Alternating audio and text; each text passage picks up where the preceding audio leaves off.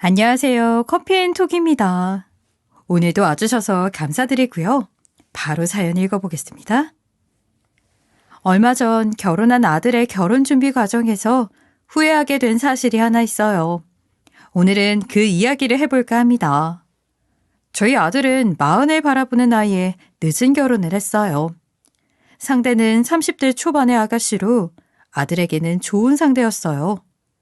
당시 저는 곧 40이 될 아들이 결혼하겠다는 것으로 다 좋겠다 싶었고, 원래 성격이 무난한 편이기도 하지만 며느리가 될 아가씨에게 까다롭게 굴고 싶지 않았어요. 그래서 처음으로 며느리를 만나는 날에도 며느리에게 기본적인 것만 딱 묻고 아들 뜻을 따라주기로 마음을 먹었어요. 처음 만나는 날 며느리는 식사 자리에 도착해서 저에게 예의 바르게 인사를 건넸어요. 안녕하세요, 어머님. 제가 부족한 점도 많겠지만 앞으로 잘 부탁드려요. 웃는 모습이 예뻐서 저는 제 며느리가 될 아가씨가 참 반가웠어요. 왜 아들과 결혼하려고 생각했는지, 또 결혼 후에는 두 사람이 어떻게 생활을 해나갈 생각인지 등만 물어보고 즐거운 분위기에서 식사를 마쳤어요. 헤어진 후에 아들에게 좋은 아가씨라고 축하한다고도 말을 했어요. 그렇게 아들의 결혼 준비를 시작했어요. 그런데 이 과정에서 제가 미처 간과한 것이 있다는 것을 깨달았어요. 바로 결혼 당사자들 뿐만 아니라 집안끼리의 만남도 확인했어야 했다는 것이었죠. 아들을 통해 듣는 사돈의 성격은 저하고는 상극이라고 생각되는 사람이었어요. 아들의 말에 의하면 어디를 가든 본인이 변호사라는 티를 팍팍 내면서 다닌다고 했어요. 스스로 특출나다는 말을 수시로 하기도 하고요. 한 번은 아들이 며느리와 함께 사돈을 모시고 백화점에 갔는데 명품 액세서리 가게에 갔다고 했어요. 직원이 상품 설명을 해주는데 저렴한 상품을 먼저 보여드리겠다고 하자 갑자기 사돈이 발끈하면서 이렇게 말했다는 것이었어요. 아니, 왜 저렴한 것부터 보여주지? 내가 그렇게 생겼어요? 나 변호사 하는 사람이야. 어딜 한낱 백화점 직원이 나를 낮춰봐. 빨리 비싼 걸로 보여줘요. 싸구려는 관심도 없어. 그 뒤로 사돈이 계속 듣기 불편한 말들로 백화점 직원에게 공격적으로 말을 하자 아들이 자기도 모르게 사돈을 조금 진정시켰다고 했어요. 그러자 사돈은 아들을 향해서도 이렇게 말했다고 했죠. 건방지게 무슨 짓이야. 내가 내 딸이랑 결혼만 허락한 거지 썩 마음에 드는 것은 아니야. 집안도 별 볼 일 없으면 내 기분이라도 잘 맞춰야 할 것 아니야. 눈치나 좀 챙겨? 사돈의 이런 태도에 대해 이야기를 듣자 저도 걱정이 되기 시작했어요. 사돈은 자신의 신분이 다르다는 것을 어떤 식으로든 보여주고 싶어하는 사람이라는 것이 역력했어요. 아들이 그런 사돈과 얼굴을 자주 맞대며 살 것을 생각하니 걱정이 안 될 수가 없었죠. 하지만 그래도 아들은 자신이 잘 견뎌낼 수 있다고 결혼을 두 사람이 하는 것이지 사돈과 하는 것은 아니지 않느냐며 걱정 말라고 했어요. 하지만 이미 결혼 생활을 해본 저는 걱정이 많았죠. 그래도 아들의 혼선을 막을 일은 아니라고 생각이 되어서 상견례를 하기로 했어요. 그런데 첫 번째 상견례 약속은 사돈의 일정 문제로 취소가 되었어요. 상견례 3일 전에 연락을 하는데 그 정도로 급한 일이 있는지 고개가 갸웃거렸지만 그럴 수도 있는 일이라서 알겠다고 했어요. 그리고 두 번째로 잡은 상견례 약속은 한정식집을 예약했는데 일주일 전에 며느리를 통해 약속을 다시 잡아야 할 것 같다는 연락을 받았어요. 며느리가 사돈이 다른 장소로 잡고 싶어 한다고 말을 하기는 했는데 그런 이유로 두 번이나 상견례를 취소할 일인가 싶기는 했어요. 하지만 이번에도 그럴 수 있다고 넘어가기로 했죠. 상견례를 취소하면서 사돈 쪽에서 저에게 사과 한마디 없는 것이 이상하기는 했지만 다음번에는 할 수 있겠지 하고 세 번째 약속을 잡았어요. 다행히 세 번째 약속은 별탈 없이 당일이 되었어요. 우리 가족 모두 잘 차려입고 상견례 장소를 향했어요. 도착해보니 예쁘게 꾸미고 나온 며느리가 보였어요. 반갑게 인사를 하고 자리에 앉았는데 사돈이 어디 계시냐 물었더니 조금 있으면 도착할 것이라는 것이었어요. 그렇게 담소를 나누며 앉아 있었는데 음식이 나오기 시작했어요. 그런데도 사돈이 보이지 않자 며느리는 안절부절되어 연락을 해보려고 했어요. 그때 마침 사돈에게 전화가 왔고 며느리는 전화를 받으러 나갔죠. 조금 후에 들어온 며느리는 거의 울상이 되어 사돈이 바쁜 일로 상견례 자리에 못 오게 되었다는 소식을 알렸어요. 변호사 일에 급박한 것이 생겼다면서 말이죠. 저는 이쯤 되자 화가 났어요. 사돈은 자신의 사정이 있다는 핑계로 3번이나 약속을 멋대로 취소한 것이라는 생각이 들었죠. 바쁜 티를 내며 일부러 시간을 안 낸다는 느낌밖에 안 들었어요. 게다가 사돈은 약속을 3번째 취소하면서도 미안하다는 말 한마디를 전하지 않았어요. 저 같으면 정중하게 인사라도 전할 텐데 말이에요. 이제는 괘씸하다는 생각만 들었죠. 제가 불편한 기색을 감추지 못하자 앞에 앉은 며느리가 어쩔 줄을 몰라 하며 대신 사과를 했어요. 저는 화가 났지만 눈물을 글썽이며 당혹스러워하는 며느리를 보고 애써 화를 누르기로 했어요. 그래도 정말로 우리 집 사람 되는 것은 며느리인데 예의 없는 사돈이 큰 상관이겠냐고 긍정적으로 생각하기로 했어요. 물론 많이 화가 나기는 했지만 그것은 저 혼자 삭히기로 했어요. 결국 허탈하게 밥만 먹고 다시 집으로 돌아가기 위해 음식점을 나왔죠. 각자 차를 타려고 걸어가는데 며느리에게 누군가 전화가 왔어요. 예비 사돈이었죠. 응, 엄마. 식사 끝났어. 이제 돌아가려고. 왜 안 왔어, 엄마? 너무 죄송하잖아. 나는 어땠겠어? 엄마가 왔어야지. 며느리는 우리 뒤에서 걸으며 사돈에게 대놓고 타박을 했어요. 아마도 우리가 있어서 더 그런 것 같았어요. 그런 며느리의 마음이 느껴져서 다시 한번 화를 삭히자고 생각하고 있었어요. 하지만 조금 뒤 전화기를 통해 사돈이 고래고래 소리를 지르는 것이 들렸어요. 목소리가 어찌나 큰지 앞서 걷는 우리에게도 대충 그 내용이 들리는 것이었어요. 수준이 맞아야지 할 말이 있지. 평생 밥 먹고 소처럼 누워있는 여자랑 내가 무슨 대화를 해? 고등학교는 나왔다니? 네가 엄마는 바쁘다고 그냥 잘 둘러대면 되잖아. 어차피 따로 볼 일도 없으니까 알아서 잘 말해. 그 말을 다 듣고 있자니 어이가 없었어요.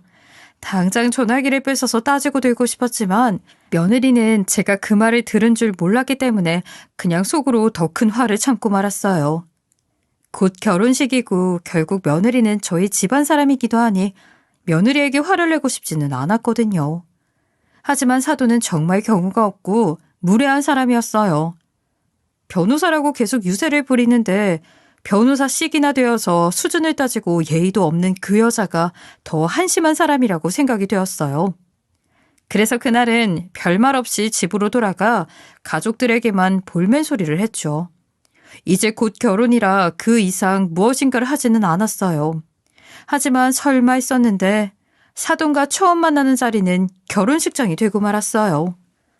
그런 일이 있었지만 저는 아들의 결혼을 제대로 준비하고 싶었어요. 결혼식 준비에 필요한 것들을 차근차근 준비했어요. 아들과 며느리와 이야기를 나눠서 돈이 아까우니 예물이나 예당 같은 것은 따로 하지 말자고 했어요.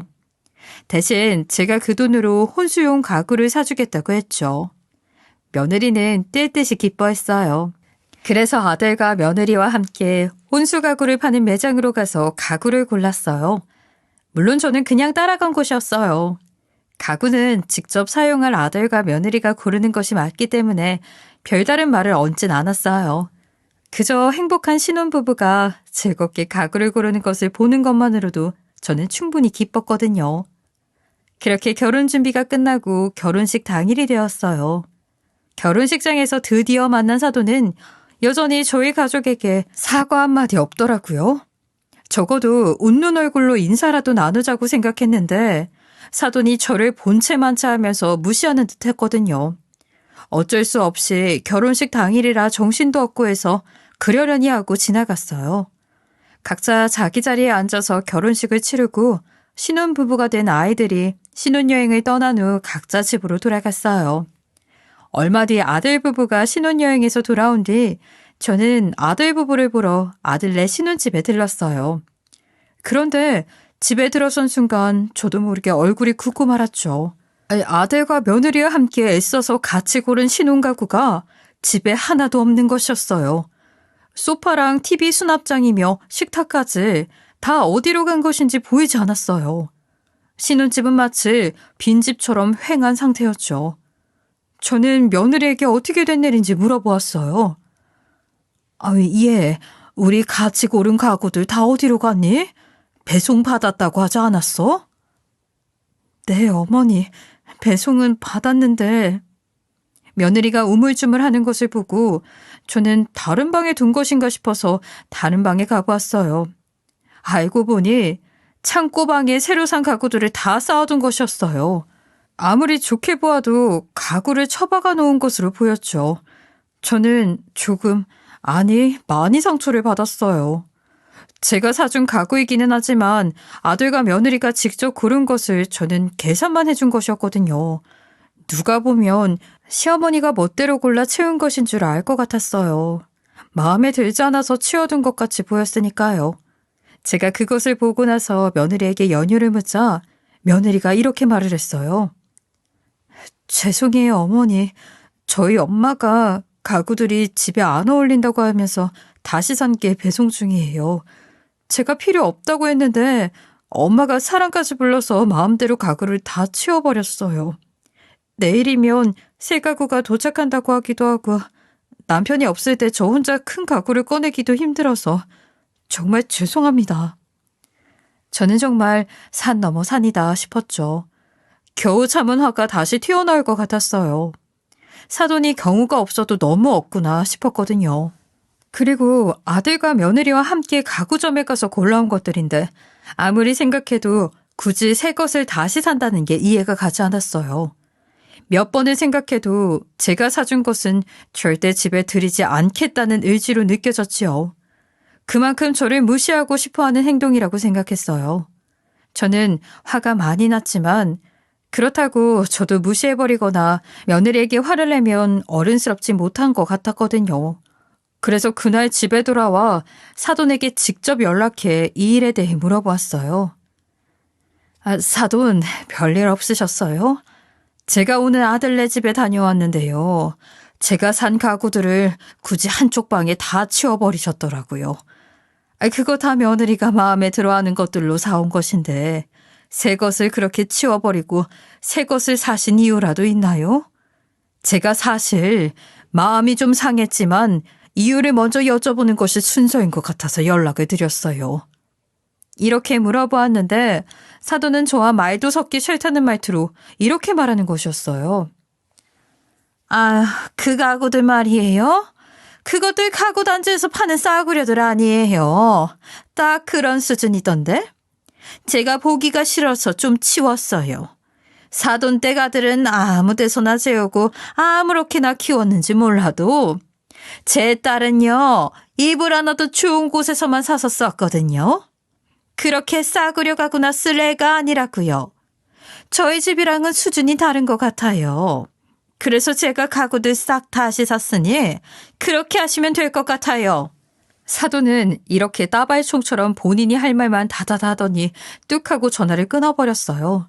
저는 황당해서 끊어진 전화기를 입을 벌리고 한참 쳐다보고 있었어요. 몇십 분이 흐른 뒤에도 제가 방금 사돈에게 그런 소리를 들었다는 것이 믿기지가 않았죠. 아무래도 단단히 잘못된 짓과 사돈지간이 되었다는 생각이 들었어요. 아들의 결혼이 이대로 괜찮을지 걱정이었죠. 그래도 본인의 딸은 어지간히 아끼는 것 같아서 아들 부부에게만 잘한다면 저와 굳이 친해질 필요는 없겠다고 생각을 했어요. 하지만 그렇게 생각을 해도 너무 어이가 없는 행동이어서 당황스럽기 그지없었어요. 아들에게는 별말 하지 않았어요. 아무래도 이후에 사돈과 굳이 연락을 주고받을 일은 없을 것 같은데 신혼인 아들에게 이런 이야기를 해서 혹시나 아들과 며느리 사이에 금이라도 생길까 봐 걱정이 되었거든요. 안 그래도 아들은 제가 마련해준 혼수 가구들이 창고방에 처박히게 되어서 저에게 충분히 미안해하고 있었거든요. 저는 그냥 가급적 사돈과는 연을 끊고 지내고 아들네 부부랑만 얼굴을 보면서 오손도손 지내야겠다고 생각했어요. 사돈도 친하게 지낼 수 있는 사람이었다면 참 좋았겠지만 세상 일이 모두 제 마음처럼 되는 것은 아니니까요. 그렇게 소동이 끝나고 얼마가 지난 어느 날 저희 집 앞에 과일 바구니를 든 아들 친구가 찾아왔어요. 저는 눈을 동그랗게 뜨고 반겨주었죠. 아들의 어릴 적부터 중마고우인데 항상 전교 1등을 맡아놓고 하던 똑똑한 아이였어요. 그런데다 인성도 발라서 제가 아주 예뻐했었던 기억이 있어요. 그런데 아들네가 아닌 저희 집에 과일 바구니를 들고 찾아왔으니 무슨 일인지 궁금했죠. 집 거실에 과일을 깎아 가져다 놓고 앉아서 아들의 친구와 이야기를 나누었어요. 아들 친구는 저와 인사를 나누고 이야기를 나누다가 씁쓸한 표정을 지으면서 결혼식에 못 와서 죄송하다고 말하는 것이었어요. 아들과 둘도 없는 친구가 결혼식에 오지 않았다는 것이 저도 조금 이상하게 생각이 되었어요. 하지만 대뜸 왜 못 왔냐고 물어보면 더 미안해할까봐 일단 괜찮다고 바쁘면 그럴 수 있으니 신경 쓰지 말라고 하고 넘어갔어요. 여기까지 찾아온 애를 밥이라도 먹이고 보내야겠다는 생각에 식사를 같이 하자고 제안했어요.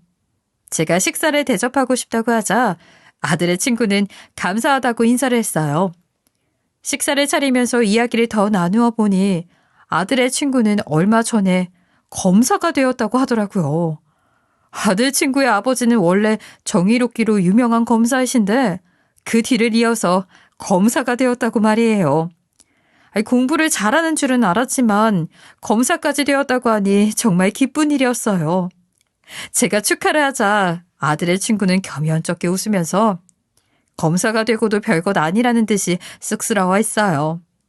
그 모습이 여전히 어릴 적 모습 그대로여서 반가웠지요.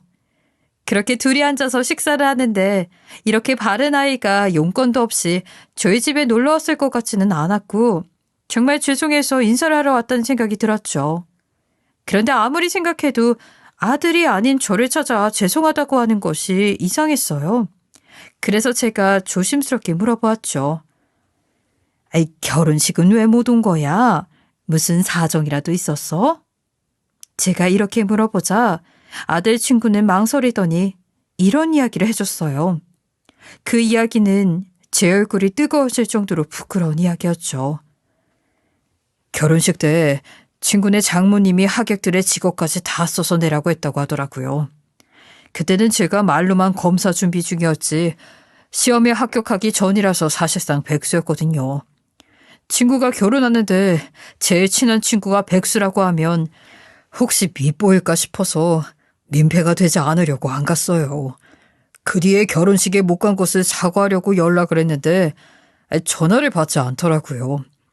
혹시 제 번호를 차단한 것일까 싶어 괜히 소심해져서 일단 어머님께라도 죄송하다는 말씀을 드리려고 찾아온 거예요. 저는 이 이야기를 듣고 말문이 막혔어요. 사돈이 아들에게 그런 어처구니 없는 요구를 한 것도 몰랐거니와 내 아들이 사돈 짓에 장단을 맞춰주느라 가장 친한 친구마저 차단해버린 건가 복잡했어요. 당황해서 말이 안 나올 정도였죠. 하지만 저에게라도 사과하고 싶어서 여기까지 찾아온 아들 친구에게 미안하다고 얘기하는 것이 순서라고 생각했어요. 미안해. 그런 일이 있었는 줄은 몰랐어. 사실 나도 사돈이랑은 연락을 끊고 살고 있단다. 나에 대해서 모욕적인 말을 함부로 내뱉고 자기 마음대로만 하려는 사람이더구나. 상견례 약속도 3번이나 취소해서 결혼식장에서야 겨우 얼굴을 보았는데 내가 집에서 살림을 한다고 어찌나 무시를 하던지. 내가 마련해준 혼수가구는 아들네 창고에 처박혀 있어. 내가 사준 건 싸구려 같아 보인다고 쓰지 말라고 했대. 예의 없는 사돈 때문에 나도 별일을 다 겪었지 뭐니. 어쨌든 결과적으로 네 마음을 아프게 했으니 내가 정말 미안하구나. 대신해서 진심으로 사과할게. 게다가 내 아들이 그런 사돈의 행동에 장단을 맞추고 있는지 꿈에도 몰랐다. 아들은 내가 따끔하게 혼낼게. 그리고 아들의 행동에 대해서도 내가 사과를 할게. 그러니 마음 풀고 갔으면 좋겠어. 저는 그렇게 아들 친구의 등을 다독였어요. 아들 친구도 그렇게 말씀해 주셔서 감사하다면서 밥을 맛있게 먹고 인사를 하고 돌아갔어요. 아들 친구가 돌아간 뒤 저는 머리가 핑 도는 것 같았어요. 하객들의 직업을 써서 내라고 했다니. 그런 경우 없는 일이 어디 있겠어요. 게다가 제 아들이 그 일에 협력했다니. 사돈이야 원래 그런 사람이라고 쳐도 저는 아들이 이렇게 무례한 행동을 함께한 것을 용납할 수 없었어요. 그래서 그날 저녁 결혼한 아들에게 전화해 처음으로 호통을 쳤어요. 너는 어떻게 그런 행동을 하니? 너희 장모가 하객들 직업까지 써내라고 했다며. 그런 것을 왜 굳이 맞춰주니? 그리고 친한 친구가 백수면 모른 척하고 검사였으면 결혼식에 초대할 생각이었니? 내가 너를 그렇게 인정머리 없는 사람으로 가르쳤어. 오늘 네 친구가 결혼식에 못 가서 죄송하다고 우리 집으로 인사를 하러 왔더라. 너는 연락을 차단했다면서. 내가 결혼을 동의했지. 너희 장모하는 행동에 동조하는 것까지 동의한 것은 아니었다. 제가 이렇게 호통을 치자 아들은 어리둥절해하면서 말했어요. 무슨 말씀이세요? 청첩장까지 보냈는데 오지 않았던 곳은 그 친구였어요. 저도 그래서 상처받았다고요. 제가 오지 말라고 한 것도 아닌데요. 이놈아. 그런 짓을 하니 올 수나 있었겠니? 백수라는 것이 만천하에 알려져 있는데 직업조사까지 당했는데 너 보기 민망해서라도 못 왔겠다. 어쨌든 그 친구는 이제 잘 나가는 검사님이 되었으니 이제는 연락해도 되는 거 아니야? 한번 연락해봐. 많이 풀 죽었더라. 아들은 친구 번호를 차단한 적이 없다면서 억울하다면서 펄펄 뛰었어요. 한번 전화가 왔는데 받지 못했고 그때 바빠서 다시 전화한다는 것을 깜빡한 것뿐이라고 말이에요. 그 뒤에 연락이 다시 올 줄 알았는데 차단했다고 오해했을 줄은 몰랐다고 했어요. 그렇게 말하니 아들도 상황이라 그랬을 것이라는 생각도 들었지만 사돈의 무례한 행동에 동조를 한 것처럼 보여 적어도 그날은 꼴 보기 싫었어요. 어쨌든 아들이 친구에게 연락을 할 것 같아서 그 뒤에 다시 이야기를 들어보기로 했어요. 다음 날 아들에게 연락이 왔어요. 친구에게 바로 연락해 오해를 풀었다고 말이에요. 어제는 본인도 당황해서 엄마에게 섭섭한 생각이 들었지만 친구와 오해를 풀게 해주어서 고맙다고 했어요. 저도 아들과 화해를 했죠. 그런데 그러고 나서 아들이 놀라운 일을 알았다고 했어요. 아무래도 엄마가 알고 있는 것이 좋을 것 같다고 말이에요. 무슨 일인지 물어보니 아들은 아들 친구를 통해 알게 된 것이라면서 문자를 하나 보내드릴 테니 읽어보시라고 했어요. 아들이 보낸 문자를 읽어보니 거기에는 변호사인 사돈에 대한 내용이 적혀 있었어요. 문자에 적혀 있는 사실이 알려지면 사돈의 변호사 경력이 끝장날 수 있는 그런 내용이었죠. 저는 그것을 읽고 놀라기도 했지만 그럼 그렇지 하는 생각이 들었어요. 사돈 같은 인성을 가진 사람이 과연 변호사 일을 잘하고 있을지 궁금했는데 제 생각대로 사돈은 훌륭한 변호사가 못 되었어요. 그 사실을 명확한 증거로 알고 나니 속이 시원하기도 했고 그 문자는 사돈에 대한 무기로 제가 가지고 있어야겠다고 생각했어요. 사돈 성격으로 보건대 언제 저에게 상상을 초월하는 무례한 짓을 또 저지를지 몰랐으니까요. 그런 상황이 닥치면 제가 사돈 입을 아주 닫아줘야겠다고 생각했어요. 그리고 얼마 뒤 아들 부부가 신혼집 집들이를 제대로 하지 않았다면서 집들이에 초대한다고 했어요. 사돈과 저희 집이 사이가 좋지 않으니 분위기를 조금이라도 누그러뜨리고 싶어하는 것 같기도 했죠. 저는 그냥 사돈 같은 사람과는 연락을 끊고 지내고 싶었기 때문에 거절하고 싶었지만 아들 부부가 애써 집들이에 초대했는데 차갑게 거절하는 것도 안 좋겠다 싶었어요. 그래서 집들이 날에 사돈과 아들네 신혼집에서 어쩔 수 없이 만나게 되었죠. 집들이 날 아들네 집에 도착해보니 사돈은 아직 도착하지 않은 상태였어요. 그래도 아들과 며느리가 반갑게 맞아 주었는데 두 사람은 어쩐지 분위기가 냉랭한 것이었어요. 제가 그 분위기를 눈치채고 며느리가 없을 때 아들에게 물어보았어요. 너희들 분위기가 좀 안 좋을 것 같은데 무슨 일 있었니? 벌써 싸운 거야? 그게 얼마 전에 친구랑 오해가 있었잖아요. 그 일에 대해 아내한테 이야기를 했거든요. 아내도 오해가 생긴 부분에 대해 미안했어요. 그런데 제가 장모님의 행동이 잘못됐다고 아니, 너무 무례하신 것 같다고 말하다가 조금 다퉜어요. 아내도 아예 모르는 것은 아니지만 제가 너무 대놓고 말했나 봐요. 조금 부드럽게 이야기를 했어야 했는데. 사돈이 많이 예의 없는 사람이기는 했지만 그로 인해 아들 부부가 다투었다는 이야기를 들으니 마음이 좋지 않았어요. 그래서 저는 분위기를 좀 풀어보려고 음식을 같이 하는 내내 조금 더 말을 많이 했어요. 아가, 신혼여행은 재미있었니? 신혼초인데 별일은 없고 시어머니가 어렵기는 하겠지만 무엇이든 필요한 것이 있으면 이야기해. 어머니, 감사해요. 이미 충분히 잘해주시는걸요. 저야말로 저희 엄마 때문에 너무 불편한 상황 만들어드리는 것 같아서 정말 죄송해요. 제가 좀 더 잘할게요. 그렇게 말하면서 웃는 며느리를 보니 가급적이면 사돈과 척지지 않고 지내고 싶었어요. 하지만 사돈은 제 상상을 벗어날 정도로 무례한 사람이라 그것이 잘 되지 않았죠. 그래도 제가 조금이라도 더 어른스럽게 참아보자 생각을 했는데 잘 될지 모르겠더라고요. 그래서 오늘은 사돈이 크게 문제되는 행동을 하지 않고 넘어가 주기를 바랐어요. 그러고 있는데 사돈이 도착했어요. 사돈은 집에 들어오자마자 본인 딸을 찾더니 저를 보고는 떨떠름한 표정으로 가볍게 인사를 했어요. 저한테는 떨떠름하더라도 나름 사돈지간에 제가 음식을 하고 있으니 금방 손을 씻고 와서 도와줄 줄 알았죠. 그런데 사돈은 거실에 있는 소파에 가서 앉는 것이었어요.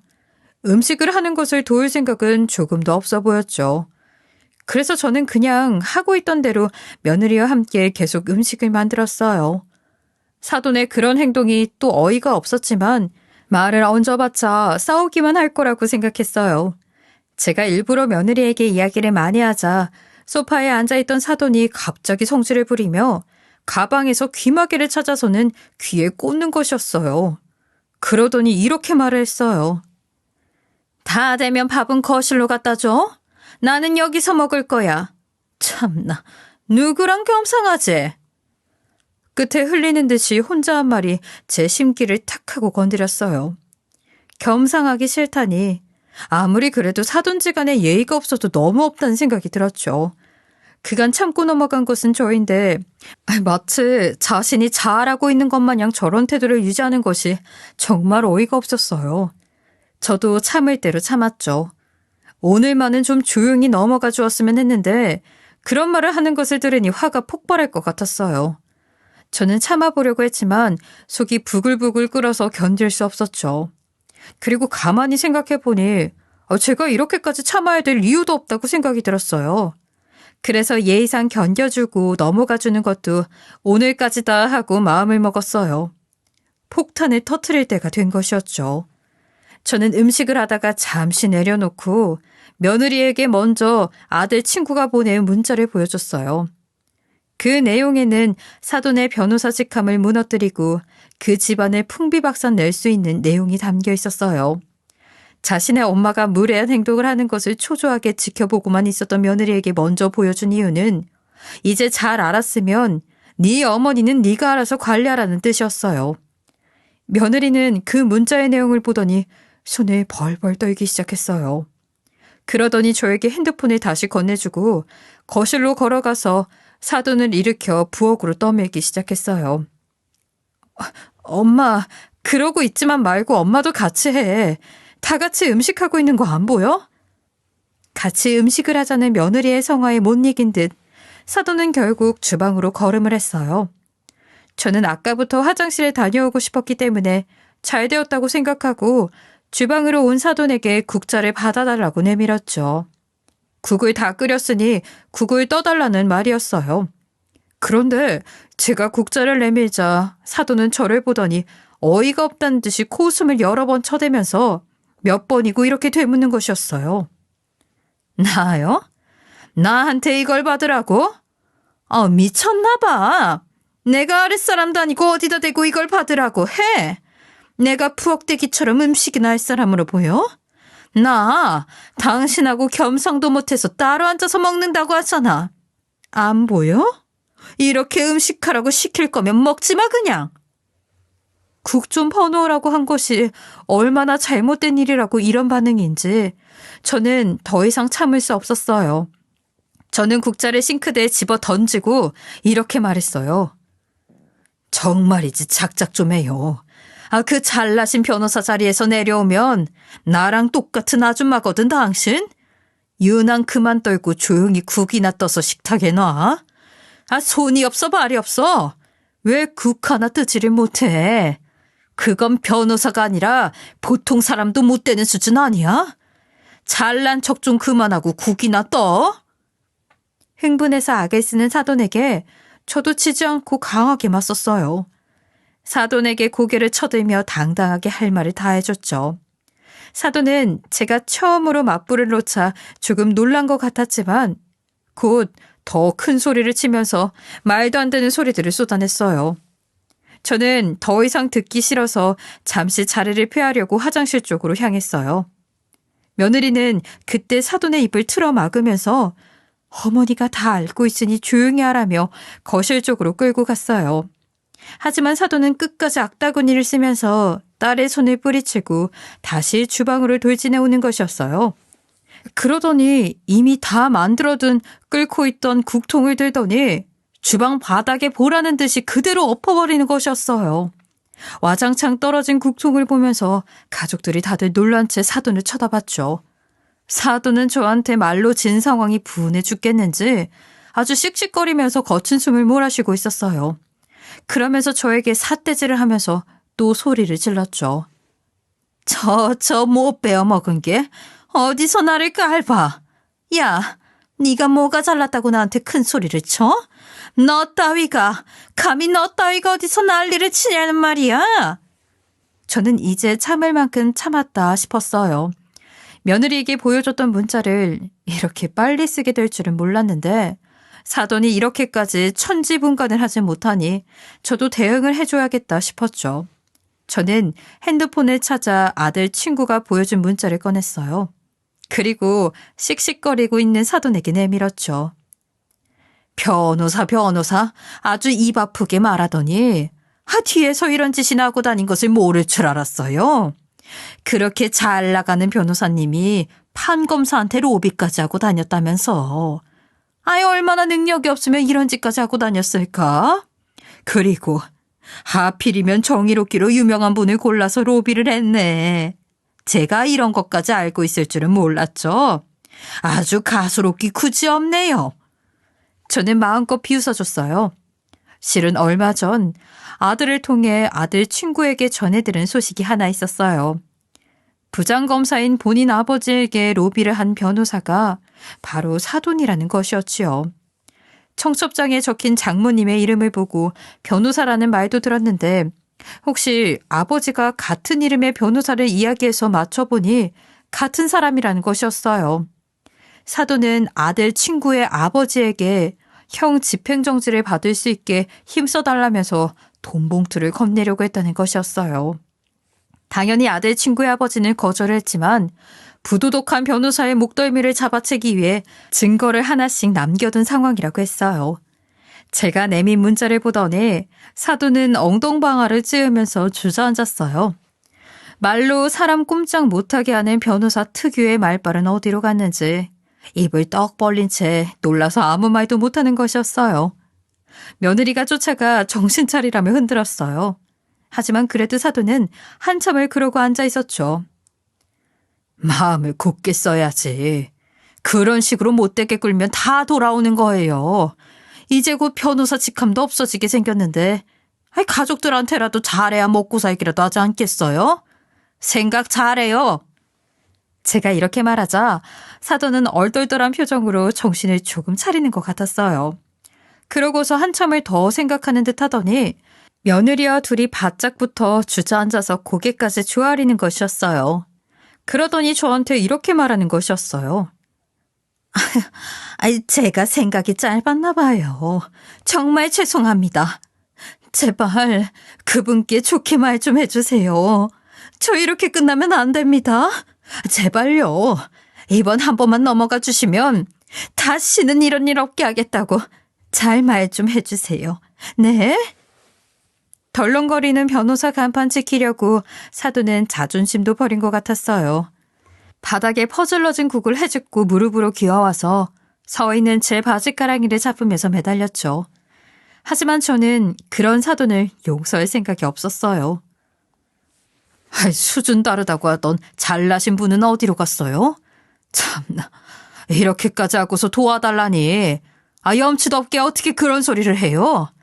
저랑 겸상도 못한다고 무시하기 바쁘더니 저는 못 도와주겠어요. 본인이 저지른 짓은 본인이 알아서 수습하세요. 저는 냉정하게 거절하고 돌아섰어요.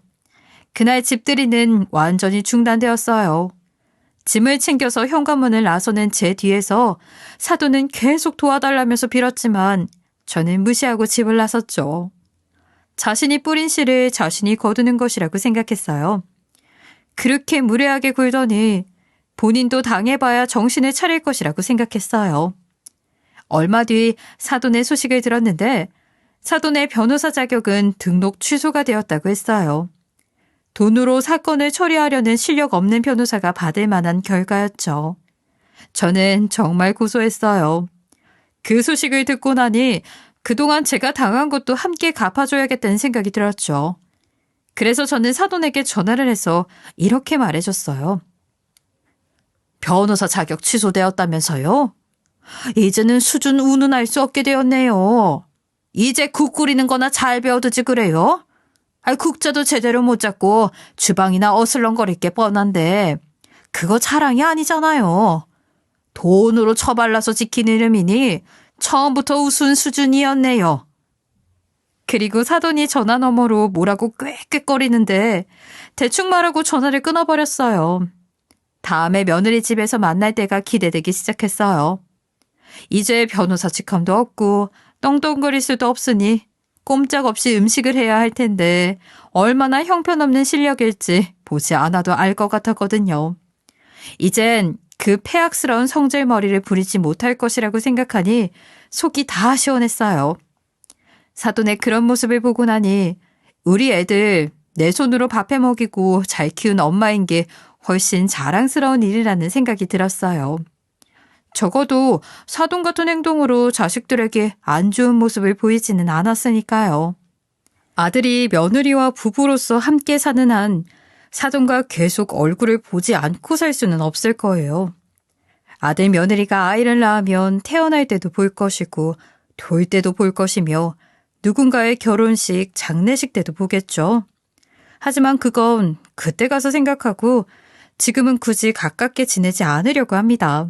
언젠가 사돈이 반성을 하고 정신을 차린다면 그때 가서 생각해 보려고요. 제 이야기를 보내기 며칠 전 사돈에게 문자가 한 통 왔는데 너무 웃긴 문자를 받아서 이 문자 내용만 이야기 드리고 제 이야기를 마칠게요. 제가 아들 며느리 집에 반찬이며 국을 끓여다 갖다 줬는데 제가 한 음식들이 다 맛있다고 음식하는 법 좀 알려달라고 하더라고요. 이제 진짜 가정주부가 되어서 집안일을 해야 되는데 60이 넘어 계란 후라이 하나 못하는 바람에 지금 바깥 사돈에게 쫓겨나기 일보 직전이라고요. 그 문자를 보고 속으로 자랑이다 싶었네요. 아직까지 답장은 보내지 않고 있어요. 60이 넘어서야 본인이 그동안 얼마나 별 볼 일 없이 살았는지 느꼈으면 하네요. 요즘은 100세 시대라고 하는데 저는 사돈처럼 남은 인생을 저렇게 살지 않으려고 합니다. 제 웃지 못할 이야기 들어주셔서 감사하고요. 저와 같은 시니어분들 모두 화이팅입니다. 지금까지 커피앤톡이었습니다. 오늘도 끝까지 함께 해주셔서 감사하고요. 다음 영상으로 또 찾아뵙겠습니다.